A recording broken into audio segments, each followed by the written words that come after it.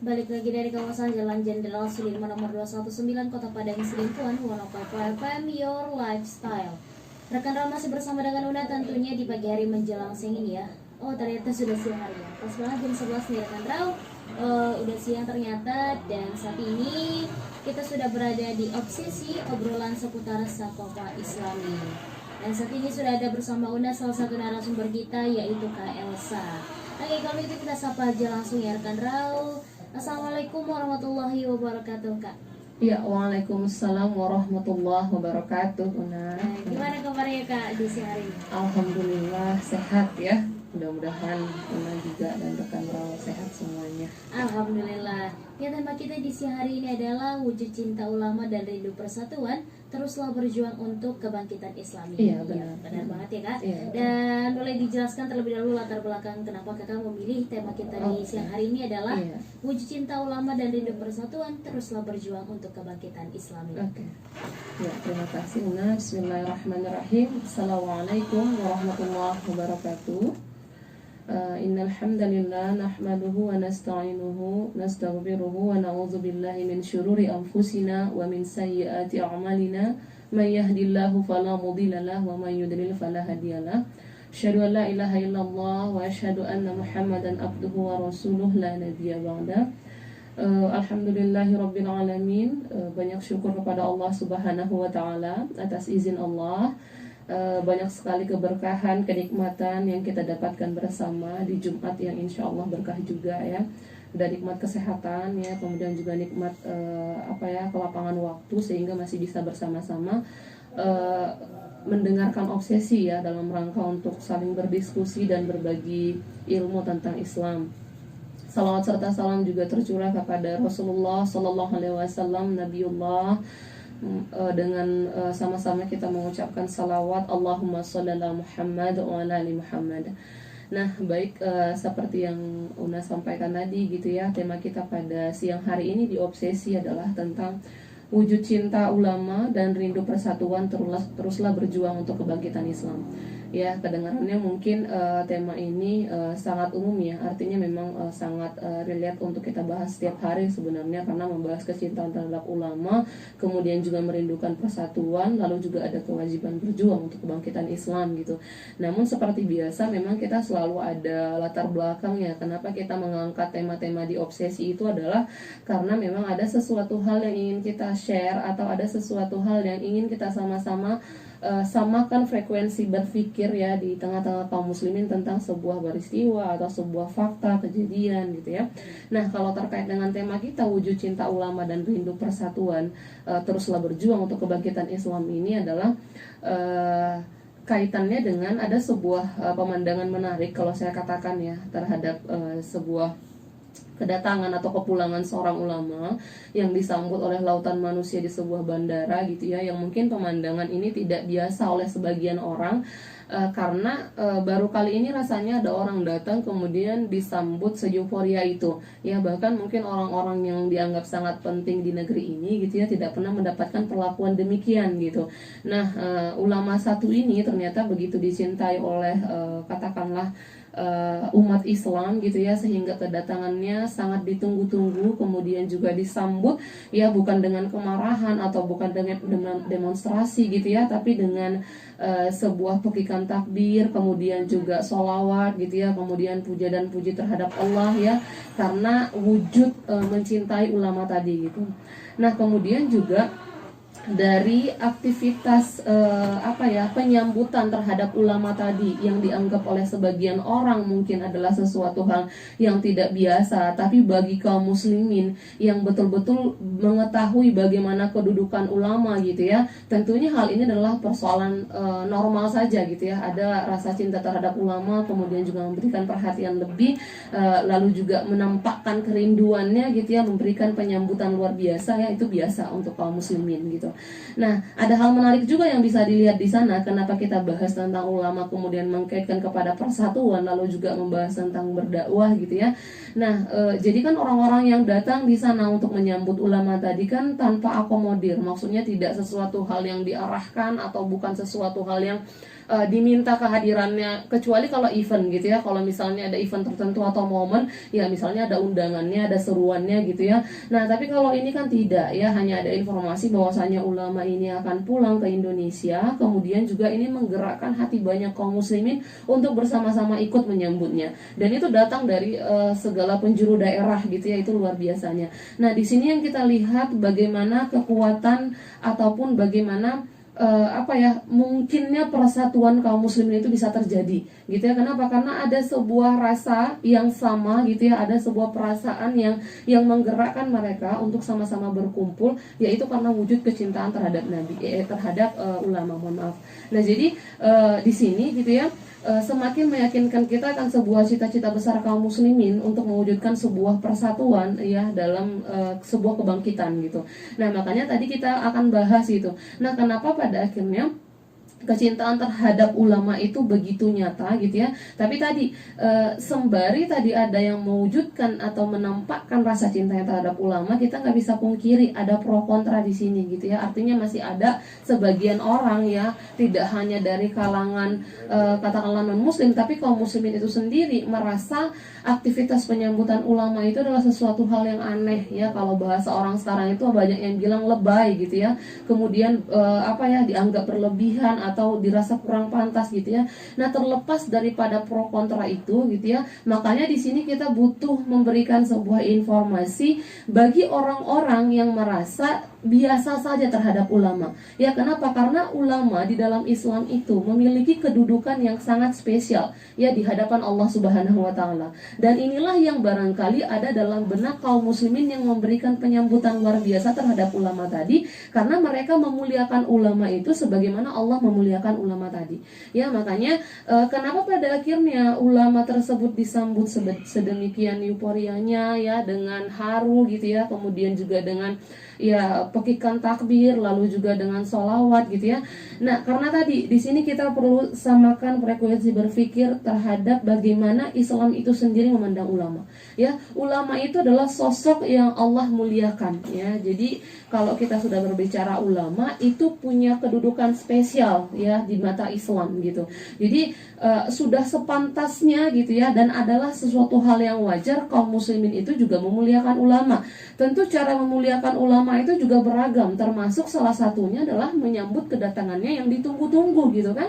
Bertahun-tahun gak ketemu, kemudian juga ulama ini termasuk ulama yang senantiasa beramar ma'ruf nahi mungkar, kemudian juga menyampaikan Islam di tengah-tengah masyarakat. Ya, wajar pada akhirnya kaum muslimin menaruh rasa cinta gitu ya, kemudian juga memuliakan ulama tadi. Dan itu juga bagian dari perintah Allah.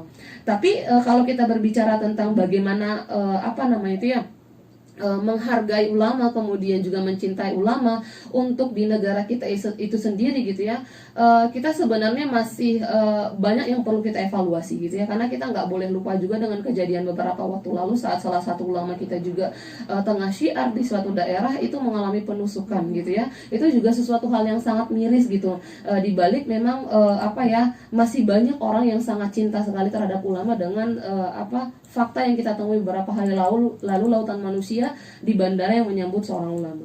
Nah, jadi sebenarnya bagaimana posisi ulama ini dalam Islam? Kenapa begitu sangat dimuliakan gitu ya? Nah, ternyata gitu ya, ulama dalam Islam itu adalah sosok yang mendapat banyak sekali pujian ya di sisi Allah. Maka nggak boleh sebenarnya ada kaum muslimin yang memusuhi ya, bahkan mengkriminalisasi, bahkan melakukan tindakan yang mengancam nyawa ulama. Ya, meskipun sudah banyak sekali fenomena seperti ini kita temui ya di negara ini. Itu adalah sebuah ironi ya, di tengah negeri kita ini adalah mayoritas muslim ya, terkenal juga dengan keislamannya gitu ya, tapi masih ada yang berani memperolok-olok ulama, kemudian juga mengkriminalisasi ulama gitu ya. Di balik tadi juga ada yang mewujudkan kecintaan yang luar biasa gitu. Nah, jadi kenapa pada akhirnya kita harus mewujudkan cinta kita terhadap ulama atau memuliakan ulama? Ada beberapa alasan yang kita jadikan sebagai pegangan gitu ya, dan ini juga sesuai dengan nas-nas syariat gitu. Nah, jadi pertama, dalam Islam para ulama itu posisinya itu dinaikkan beberapa derajat dibandingkan manusia yang lain gitu ya oleh Allah Subhanahu wa taala. Ya, ini bisa kita cek dalam Quran surah Al-Mujadalah ya, dalam penggalannya Al-Mujadilah dalam penggalannya ayat 11. A'udzubillahi minasyaitonirrajim. Bismillahirrahmanirrahim. Yarfa'illahu alladzina amanu minkum walladzina utul ilma darajatin wallahu bima ta'maluna khabir. Ya, jadi Allah meninggikan orang-orang beriman dan orang-orang yang diberi ilmu di antara kalian beberapa derajat. Ya, Allah Maha mengetahui apa yang kalian kerjakan. Jadi ulama ini kan orang-orang yang berilmu ya. Jadi orang-orang yang memang senantiasa menjaga Islam itu agar senantiasa betul-betul hidup di tengah-tengah masyarakat.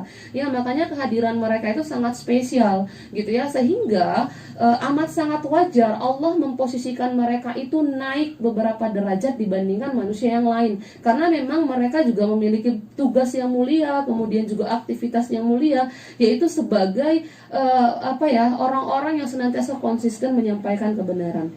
Ya, kemudian juga ya Rasulullah SAW juga menyebutkan ketinggian derajat para ulama di dunia ini dibandingkan dengan segenap manusia, gitu ya. Artinya memang posisi ulama ini sangat spesial. Jadi Rasulullah SAW itu bersabda yang bunyinya Inna masalal ulama'u fil ardi. Ya, jadi pemisalan ulama di muka bumi ini kama salin nujumi fis sama'i, itu seperti bintang yang ada di langit. Ini luar biasa ya. Nah, bagaimana keterangannya? Yuhtada biha fi zulumah. Jadi memberi petunjuk kepada orang di tengah kegelapan ya, al-barri wal bahri, di daratan maupun di lautan. Ya, jadi faizan tamasatin nujumu ausyaka antadilla hudatu. Jadi jika bintang ini tak muncul, maka manusia tak mendapatkan petunjuk. Hadis riwayat Muslim. Luar biasa ya. Jadi Rasulullah mengibaratkan ulama ini bagaikan bintang yang memberikan penerang di tengah kegelapan, baik itu di daratan dan di lautan. Dan kalau bintang ini nggak ada, kebayang nggak bagaimana gelapnya gitu ya. Artinya tadi dia memberi petunjuk. Nah, kalau bintangnya nggak ada petunjuk. Nah, luar biasa ya, makanya posisi ulama dalam Islam itu Allah naikkan beberapa derajat dibandingkan manusia-manusia yang lain. Ya, itu yang pertama ya, dinaikkan derajatnya oleh Allah beberapa derajat para ulama. Makanya wajar pada akhirnya mereka mendapatkan perlakuan luar biasa ya bagi kaum muslimin yang mengetahui ini gitu. Yang kedua, selain dinaikkan posisinya berapa derajat dibandingkan manusia yang lain, para ulama disebut oleh Rasulullah SAW itu adalah sebagai pewaris para nabi. Ya, barangkali ini sering sekali kita dengarkan ya, ulama itu adalah pewaris para nabi, di mana di tengah umat ini tak ada satupun yang layak disebut pewaris para nabi itu melainkan para ulama. Ya, sesuai dengan sabda Rasulullah SAW, Innal ulama'i warasatul anbiya. Jadi sesungguhnya ulama itu adalah warasatul anbiya, pewaris para nabi gitu ya. Innal anbiya'a lam yuwarrisu dinaron wala dirham. Jadi sesungguhnya para nabi itu tidak mewariskan dinar dan dirham. Jadi apa yang mereka wariskan? Innama warrasul ilma. Sesungguhnya mereka itu mewariskan ilmu ya. Faman akhadha bihi faqad akhadha bi khazzin wafir. Jadi dikatakan di sini siapa saja yang mengambil warisan tersebut, ia telah mengambil bagian yang banyak. Hadis riwayat At-Tirmizi, Ahmad, Ad-Darimi, Abu Daud dan Ibnu Majah. Ya, jadi luar biasa Rasulullah SAW kenapa pada akhirnya dalam hadis tersebut mengatakan bahwasanya ulama adalah pewaris gitu ya. Kenapa menggunakan kata-kata pewaris ya? Karena tidak menggunakan istilah lain. Karena menurut Imam Al-Munawi, warisan itu kan berpindah dari manusia yang paling dekat. Ya, kalau kita udah bahas masalah warisan kan gitu ya. Misalnya ada ilmu waris gitu, ada hak waris gitu ya, pasti orang-orang dekat. Nah, sama halnya dengan ini, sosok manusia yang paling dekat dengan para nabi dalam urusan agama itu adalah para ulama. Ya, maka mereka adalah orang yang paling layak disebut pewaris para nabi. Ya, orang yang paling dekat dengan para nabi dengan urusan agama. Maka di sini akan terlihat para ulama tadi adalah mereka orang-orang yang berpaling dari dunia, kemudian juga menghadap akhirat, dan kedudukan mereka itu terhadap umat adalah sebagai pengganti para nabi. Ini luar biasa, makanya wajar Rasulullah SAW mengatakan bahwasanya ulama itu adalah pewaris para nabi. Ya, itu. Jadi pertama tadi derajatnya dinaikkan, kedua itu adalah pewaris para nabi, yang ketiga ulama itu berkenan memberi kesempatan untuk memberikan syafaat pada hari kiamat nanti. Ini luar biasa ya sabda Nabi Muhammad SAW terkait ini. Ya sya'a yaumal qiyamati salasun. Jadi akan memberi syafaat pada hari kiamat ini 3 golongan. Siapa aja? Al-anbiya'u, ya nabi, summa al-ulama'u, ya ulama, summa syuhada, dan para syuhada. Hadis riwayat Ibnu Majah.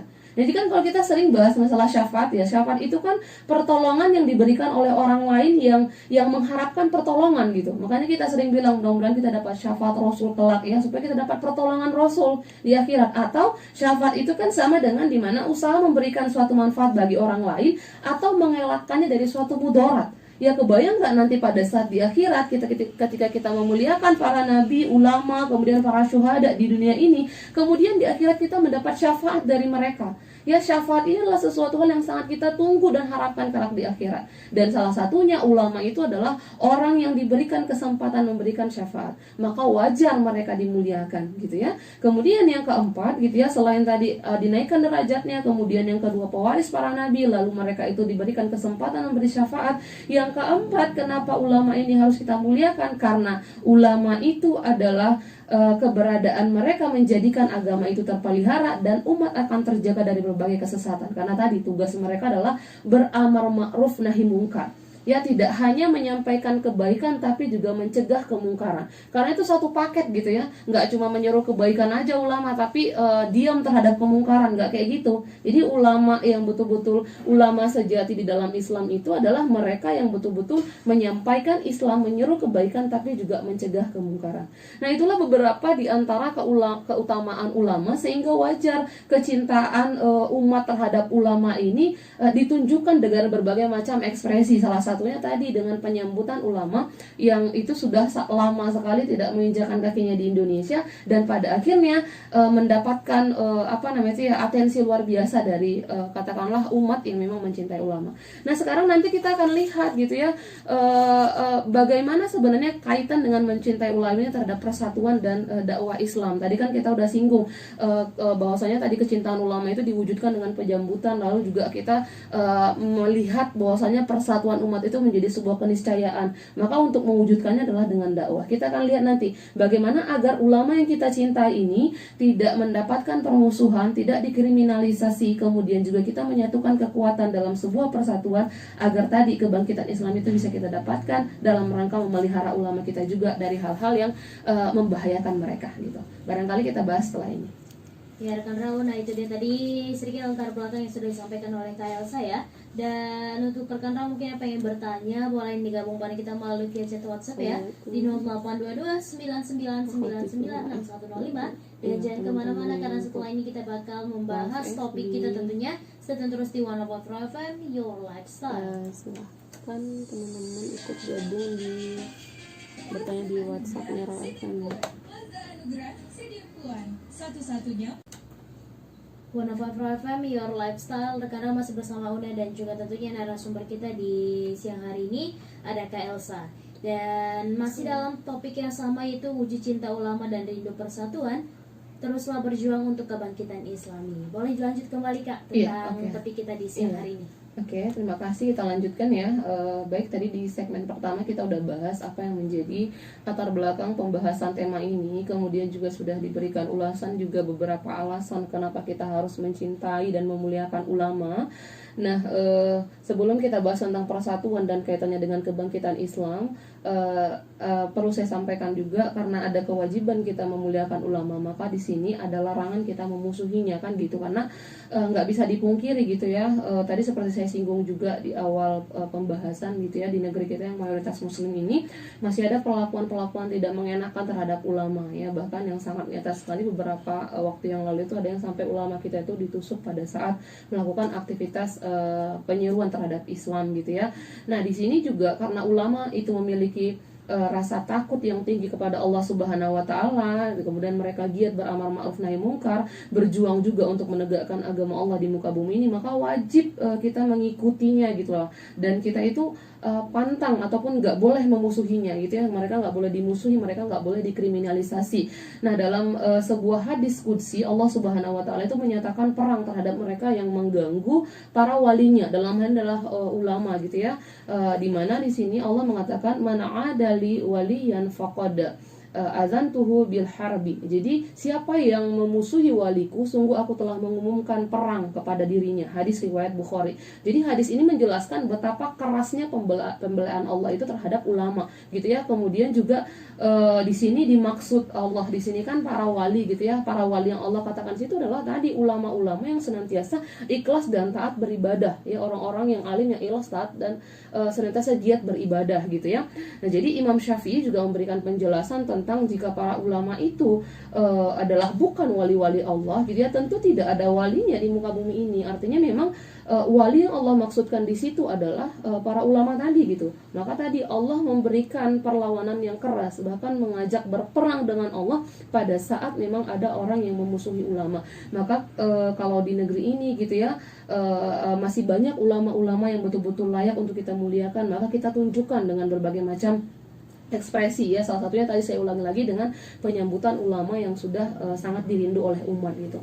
Nah, sekarang, gitu ya, untuk bisa memberikan penjagaan yang total terhadap ulama-ulama kita, gitu ya, agar kita juga bisa mewujudkan cinta kita terhadap ulama itu dengan katakanlah dengan leluasa, gitu ya, karena nggak bisa kita pungkiri, ya, ada orang yang menunjukkan rasa cinta terhadap ulamanya, maka banyak mendapatkan tekanan. Mungkin barangkali juga sempat viral di media sosial, gitu ya, ada katakanlah itu dari golongan aparat, gitu ya, dia mengucapkan sebuah sambutan terhadap ulama tadi. Nah, kemudian dia mendapatkan sanksi. Ini kan sangat miris sekali, gitu ya. Dia tidak melakukan kejahatan, dia tidak melakukan kemungkaran, dia tidak juga melakukan aktivitas kriminal, tapi hanya gara-gara dia memberikan sambutan terhadap ulama, itu dia kena sanksi, gitu. Ini yang tadi itu harus kita luruskan, gitu ya. Jadi itu juga ada indikasi jadinya kan memusuhi ulama tadi. Emang apa yang salah dengan ulama, gitu ya? Bahkan tadi kita udah sampaikan kemuliaannya, gitu. Maka di sini ada sebuah kewajiban bagi kaum muslimin itu untuk bersatu, ya, mewujudkan sebuah persatuan yang hakiki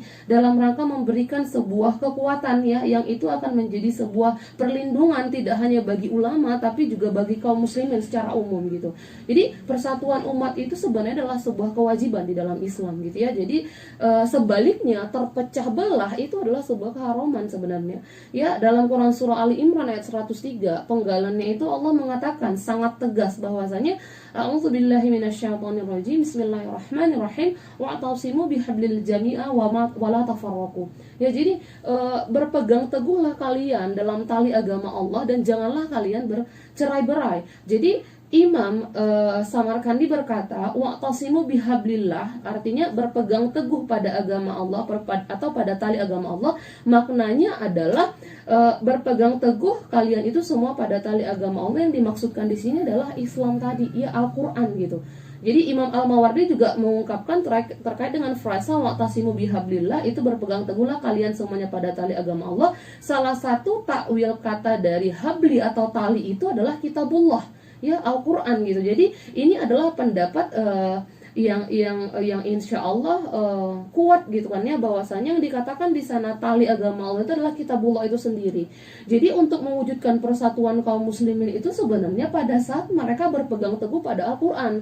Maka kalau udah bahas Al-Qur'an itu kan tidak sesederhana yang kita bayangkan. Al-Qur'an itu tidak hanya memerintahkan bagaimana manusia itu harus sholat, berpuasa, berzakat, naik haji, gitu ya, tapi Al-Qur'an juga banyak menjelaskan bagaimana manusia menuntaskan persoalan dalam kehidupan, bagaimana manusia menyelesaikan problematika dalam kehidupan, termasuk untuk memberikan sanksi-sanksi hukum atau sanksi-sanksi kejahatan atau sanksi-sanksi pelanggaran terhadap hukum syariat tadi. Nah, itu yang pada hari ini, gitu ya, yang kaum muslimin itu nggak punya, ya. Mereka punya keinginan untuk bersatu, tapi terkadang, gitu ya, mereka masih dihalangi oleh beberapa hal, ya. Salah satunya misalnya ya masih memandang kamu dari kelompok mana, dari golongan mana, gitu ya. Padahal dalam Al-Quran itu sudah jelas persatuan umat itu kuncinya hanya satu, pada saat mereka berpegang teguh pada tali agama Allah. Dalam hal ini adalah pada kitabullah, gitu. Nah, jadi apa yang dibutuhkan oleh kaum muslimin sebenarnya agar mereka mampu mewujudkan sebuah persatuan yang benar-benar akan memberikan perlindungan tidak hanya kepada para ulama,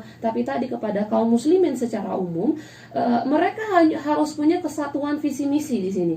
Kesatuan visi misi tidak hanya memandang Islam itu sebagai sebuah agama, tapi harus memandang Islam itu adalah sebuah an-nizam atau peraturan. Maka visi misi yang harus disatukan oleh kaum muslimin di sini adalah politik Islam. Makanya kalau ada orang yang mengatakan Islam dan politik itu nggak bisa disatukan, itu adalah sesuatu narasi yang menyesatkan. Kenapa? Karena orang sering membayangkan kalau udah bicara Islam ya Islam aja, politik ya politik aja gitu. Enggak, ternyata Islam itu punya yang namanya bagaimana bagaimana konsep perpolitikan dalam Islam, dan itu erat kaitannya dengan bagaimana persatuan gitu loh. Ya jadi selain wajib tadi bersatu karena dasar Al-Qur'an dalam Quran surah Ali Imran tadi ayat 103, di ayat berikutnya kan Allah memberikan seruan tentang bagaimana harus ada kewajiban dalam diri kaum muslimin ini berdakwah, melakukan amar ma'ruf nahi mungkar. Ya Allah berfirman dalam Quran surah Al Imran ayat 104 itu, A'udzubillahi minasyaitonirrajim, wa takum minkum ummatu yad'una ilal khair wa ya'muruna bil ma'ruf wa yanhauna 'anil munkar wa ulaika humul muflihun.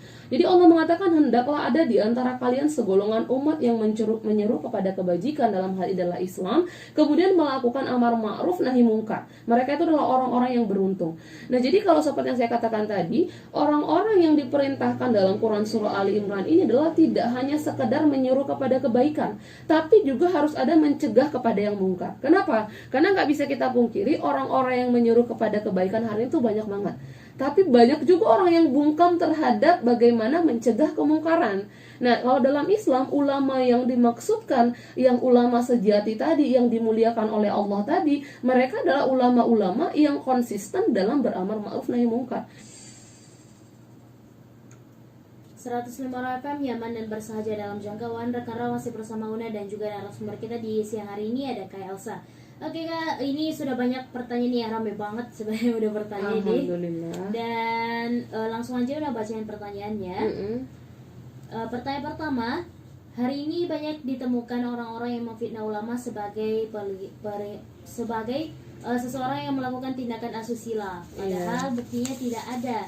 Yang hanya argumen belaka yang digaung-gaungkan, bahkan ada yang mengejek Rasulullah dengan mengatakan Rasulullah itu adalah penggila seks. Bagaimana Islam mengatur orang-orang yang demikian? Karena sungguh ini sangat mengganggu umat Islam. Kemudian pertanyaan berikutnya,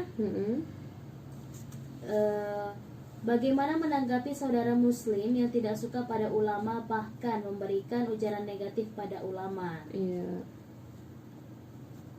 Pertanyaan selanjutnya Kak, gimana pendapat Kakak tentang public figure yang menghina ulama tapi malah banyak yang belain?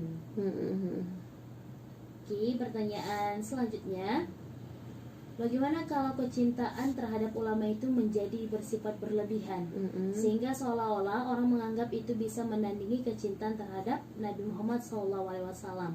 Bagaimanakah seharusnya mengatur kecintaan terhadap ulama tersebut? Kemudian masih ada lagi nih ya Kak. Ada seseorang yang dipenjara gara-gara membuat video pendek yang berisi tentang ucapan ahlan wa sahlan kepada salah satu ulama yang baru saja datang ya Kak. Nah, kok bisa seperti itu kira-kira ya Kak, padahal kan tidak tergolong pada kriminal. Kemudian ini juga sudah ada masuk pertanyaan baru ya Kak. Apa maksud daging ulama itu beracun Kak? Dan bagaimana menghadapi orang-orang muslim yang seenaknya menghina ulama? Wah, masuk kembali lagi nih Kak. Bagaimana peran ulama dalam mempersatukan kaum muslim dalam Islam? Pertanyaan selanjutnya. Nah, oke. Ini memang sedikit sentimental mengingat adanya kepulangan ulama yang baru saja Iya, benar sekali. Karena topik kita juga update banget sebenarnya. Harus dong, maksudnya harus update. Iya, ini pertanyaannya, apakah dengan kepulangan ulama yang baru saja pulang ini akan mempercepat persatuan kaum muslimin di Indonesia untuk mengembangkan Islam yang kafah? Dan pertanyaan yang terakhir ini Kak, tidak bertanya Kak, tapi menyampaikan salam. Katanya terima kasih ilmunya hari ini, materinya luar biasa. Semoga Kak Elsa sehat selalu. Amin. Insya Allah, terima kasih. Oke Kak, itu ada beberapa pertanyaannya, boleh langsung dijawab. Oke. Ya, waktu kita sebentar lagi ya, saya akan jawab singkat mungkin, tapi insya Allah bisa dijawab satu persatu. Yang pertama tadi, banyak sekali fitnah terhadap ulama ya, yang dikatakan bahwasanya ulama itu porno lah, cabul. Ini termasuk sebenarnya ulama yang baru pulang ini, itu fitnahnya terhadap ini itu luar biasa ya. Kemarin ada tentang chat WhatsApp gitu ya, tapi udah terbukti kok itu nggak benar gitu ya. Sama juga dengan Rasulullah, ada narasi dari orang-orang yang benci terhadap Rasul atau Islam itu sendiri yang mengatakan Rasul adalah penggila seks ya, bahkan pedofil ya, dengan mengatakan bahwasanya dia suka sama anak-anak yang dalamnya adalah Aisyah yang sering dijadikan sebagai kambing hitam gitu. Padahal ini sudah sangat terbantahkan dalam Islam. Nah, gimana Islam memandang orang-orang seperti ini? Ya, balik lagi tadi ya, Allah sendiri itu sudah memberikan sebuah ancaman ya bagi orang-orang yang memberikan permusuhan atau memberikan menyatakan ketidaksukaan ataupun bahkan jatuhnya fitnah gitu ya kepada ulama atau walinya. Maka dikatakan Allah mengatakan itu pasti dia sudah mengumumkan perang dengan Allah. Ya, bisa dibayangkan aja gitu ya, kalau sudah menjadikan Allah itu sebagai musuh ya, yang didapatkan ya tidak hanya memang nanti azab di dunia, tapi juga nanti derita di akhirat gitu, sederhananya gitu ya. Apalagi nanti kalau misalnya ada pemimpin Islam gitu ya, orang-orang seperti ini akan ditindak tegas gitu, sederhananya begitu. Artinya orang-orang seperti ini, orang yang menghina Rasul, orang-orang yang berikan fitnah terhadap ulama, itu orang-orang yang gak akan bisa hidup tenang sebenarnya kalau ada kepemimpinan Islam gitu. Nah, yang kedua, bagaimana kita menanggapi saudara muslim kita yang itu gak suka sama ulama, kemudian juga kasih ujaran kebencian. Yang gak ada jalan satu-satunya yang bisa kita lakukan terhadap dia itu adalah kecuali dakwah, menyeru gitu. Kenapa? Karena pada saat kita melihat dia melakukan itu pasti adalah sebuah kemungkaran. Tadi seperti yang sudah kita katakan, umat Islam itu tidak hanya wajib menyeru kepada kebaikan, tapi juga mencegah kemungkaran. Nah, memberikan narasi buruk terhadap ulama itu adalah sebuah kemungkaran. Maka yang perlu kita lakukan terhadap orang-orang seperti ini adalah mengingatkannya. Meskipun gak segampang yang kita bayangkan ya. Kenapa? Karena orang-orang kayak gini tuh ada terus gitu loh, bahkan eksis ya. Yang paling luar biasanya tuh pengikutnya tuh banyak ya. Jadi ada juga orang-orang yang katakanlah punya pengaruh banyak terhadap masyarakat, itu menyatakan kebencian terhadap ulama, dan yang setuju tuh banyak. Ini erat kaitannya dengan pertanyaan yang tadi setelah itu ya, ada artis yang hina ulama, kemudian juga malah artisnya ini dibela. Nah, tadi saya juga udah pernah bahas ini ya, tentang bagaimana sebenarnya para artis ini gitu ya, seburuk-buruknya mereka atau sebaik-baiknya mereka, itu mereka punya haters and lovers ya. Jadi kalau saya heran gitu ya, kalau pada akhirnya ada artis yang menghina ulama, tapi banyak sekali bala-bala bantuan di belakang yang memberikan dukungan ataupun justru menyalahkan atau membenarkan si artis tadi ya tadi. Karena bisa dipastikan, kita lihat aja kali ya bagaimana artisnya gitu ya, tentu kita bisa melihat orang-orang yang membela yang nggak akan jauh-jauh dari situ ya. Saya tahu kasus ini karena tadi malam tuh saya ngikutin gitu ya, tapi nggak perlu juga kita untuk share di sini. Pasti juga orang-orang yang aktif di sosmed pasti tahu gitu ya siapa artisnya, kemudian juga bagaimana sepak terjangnya gitu ya. Maka pantaskah seperti dirinya itu menghina ulama gitu ya? Itu pertanyaan besar bagi dirinya, dan paling besar lagi pertanyaan bagi orang-orang yang mendukungnya gitu ya. Kenapa pada akhirnya orang-orang yang menyatakan kebencian terhadap ulama padahal dia muslim itu didukung gitu, yang ada malah harus diingatkan gitu. Kemudian ada pertanyaan, bagaimana peran ulama di tengah umat gitu ya, di tengah-tengah umat untuk mewujudkan persatuan yang kafah. Lalu juga tadi ini berkaitan dengan pertanyaan nomor 8 juga, peran ulama untuk mempersatukan umat Islam dalam Islam kafah gitu ya. Tentu sangat besar gitu ya, dari apa yang saya jelaskan tadi, bagaimana Islam itu memuliakan ulama. Salah satunya di sana karena mereka itu bertugas untuk menyelamatkan manusia daripada kesesatan. Dengan jalan apa? Dengan jalan menyeru kepada kebaikan dan mencegah dari kemungkaran. Salah satu kebaikan yang akan diperintahkan atau diperintahkan oleh Allah di sini adalah tentang persatuan kaum muslimin. Ya, maka ulama punya peran penting atau punya porsi yang sangat besar gitu ya dalam hal ini untuk mewujudkan persatuan umat dalam kebangkitan Islam atau dalam bingkai Islam kafah tadi. Nah, maka pertanyaan nomor 9 tadi ada kaitannya. Jadi apakah kepulangan ulama ini bisa mempercepat kebangkitan Islam kafah? Ya, sebenarnya ini bisa dijadikan momentum. Tadi kan saya sudah katakan, yang saya soroti dari aktivitas penyambutan ulama ini ada 2. Pertama, memperlihatkan bagaimana kaum muslimin ini masih menampakkan cintanya terhadap ulama, dan itu adalah sebuah perintah. Kemudian yang kedua, kita memperlihatkan atau mempertontonkan sebuah persatuan yang merupakan suatu keniscayaan yang orang sering banget underestimate ya kaum muslimin nggak akan mungkin lah bersatu. Gimana cara mempersatukannya? Nah, masih satu ulama aja gitu ya, masih gara-gara satu ulama ini kita bisa ngumpul gitu loh. Ingat juga nggak momentum 212 beberapa tahun lalu? Itu hanya gara-gara satu ayat aja yang kita anggap diusik oleh orang yang nggak layak menyampaikannya gitu ya. Kemudian itu menyatukan ya kaum muslimin sampai jutaan orang dari segala penjuru. Nah, apakah ini bisa dijadikan mempercepat kebangkitan Islam? Tergantung umat Islamnya. Apakah mereka mau menjadikan momentum itu adalah sebagai upaya untuk memperkencang dakwah tadi. Makanya tadi saya menyampaikan bahwasanya cinta terhadap ulama itu, kemudian rindu persatuan itu, implikasinya adalah harus terus berjuang dan memperkuat usaha kita untuk kebangkitan Islam kafah tadi gitu ya. Lalu juga ada yang mengatakan tadi kecintaan kita terhadap ulama kesannya ada orang berlebihan. Gimana caranya supaya ya, kita bisa ngatur gitu ya kecintaan kita sama ulama itu nggak menyalahkan atau nggak mengalahkan kecintaan kita kepada Rasulullah. Nah, sebenarnya kita juga perlu sama-sama menyamakan frekuensi berpikir atau persepsi kita harus sama nih. Yang dikatakan berlebihan yang bagaimana gitu ya. Atau jangan-jangan ada orang yang memberikan narasi penyambutan ulama yang begitu tadi itu adalah suatu hal yang berlebihan. Tadi kan saya udah katakan itu hanya satu wujud kecintaan aja. Nah, otomatis kan sebenarnya orang-orang yang mencintai ulama itu tidak akan bisa dipungkiri mereka adalah orang-orang yang mencintai Rasul. Ya, karena mencintai ulama itu adalah perintah Rasul itu sendiri.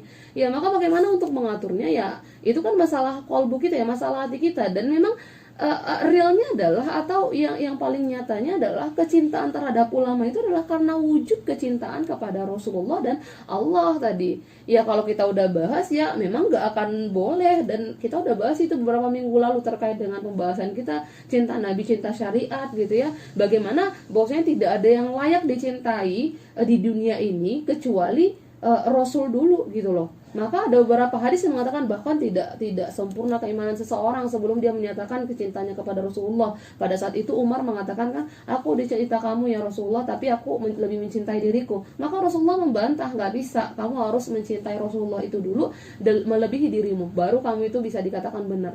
Nah jadi nggak bisa ya, maksudnya kita mengatakan berlebihan itu yang kayak mana gitu. Artinya di sini orang-orang yang menyatakan cintanya kepada ulama pasti mereka adalah orang-orang yang mencintai Nabi, insya Allah ya, dalam hal ini adalah Rasulullah. Kemudian tadi ada pertanyaan, katakanlah ada orang bagian dari aparat lah ya di sini terkena sanksi gara-gara dia memberikan ucapan ahlan wa sahlan terhadap ulama yang baru tiba. Ini kenapa bisa disanksi ya gitu ya?